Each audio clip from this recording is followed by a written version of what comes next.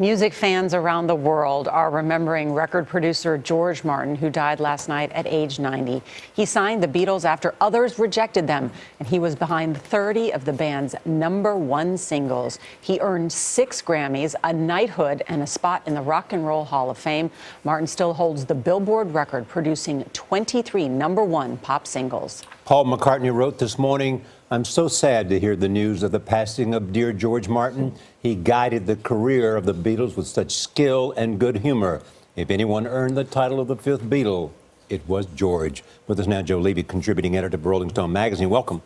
Good to be here. So help us understand what it was, other than signing them, that George Martin brought to the Beatles. Well, he brought so much. That's the amazing thing. Here's a guy who, at the height of swinging 60s, was still dressed in a tie and a white shirt like a banker. He was old enough to be their dad, but he had an avant-garde side to him. He loved the idea of audio exploration and those signature sounds of the Beatles, the double-tracking vocals. He invented that for them. The backwards taped on some of their psychedelic masterpieces. That's because he loved that sound. He thought it was funny. He brought it to them. They became obsessed with it. So he wasn't just a guy who turned on the microphones. He had the idea that you could do more in the recording studio than just make the music a photograph. He said, I wanted to make it a painting. He molded the music. He did indeed. So, Joe, if all those companies rejected the Beatles, what is it that he saw? How did they come together? Well, that's a good question, and there's some dispute about this. You know, did they get signed because they were great songwriters? Did they get signed because they were great musicians?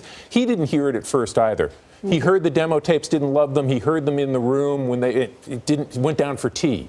And then when they got to start playing their own songs, he recognized something, and he wasn't sure what it was. He later said, I was used to groups that had one guy standing in the front and a backing group. Here were 2 guys standing in the front. They did everything. He wasn't quite sure what he was hearing, but he was hearing something. I love that he was a pilot in World War II. He was an oboist. He was a self-taught pianist. And that when he first... That's him playing piano on In My Life, by the way. Yes, and when he first heard the Beatles play the song Please Please Me, he told them he thought it was sort of morose and said, pick up the tempo, add a little something, and it became their first #1 hit. So he was a producer. He was not a businessman. He actually knew the craft of music. He was a producer at a time that this role was being invented. Yeah. He was inventing what to do in the recording studio, and he was helping the Beatles see that you could do anything with your music. Yesterday, one of the most recorded songs in the world, he's the one who said, maybe we should put strings. Oh, we're a rock group. We don't do that. We don't do strings. And he brings Paul McCartney around to his house, plays the string arrangement on the piano.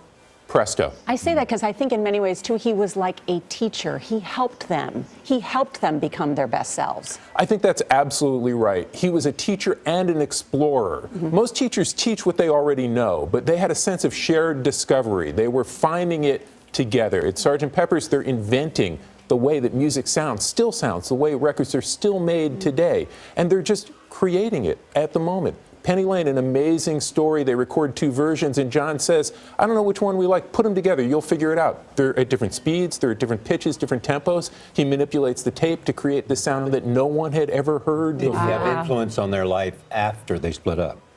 It's an interesting question. As Paul has said, as we just heard, they looked to him as a father figure. He continued to produce records with Paul.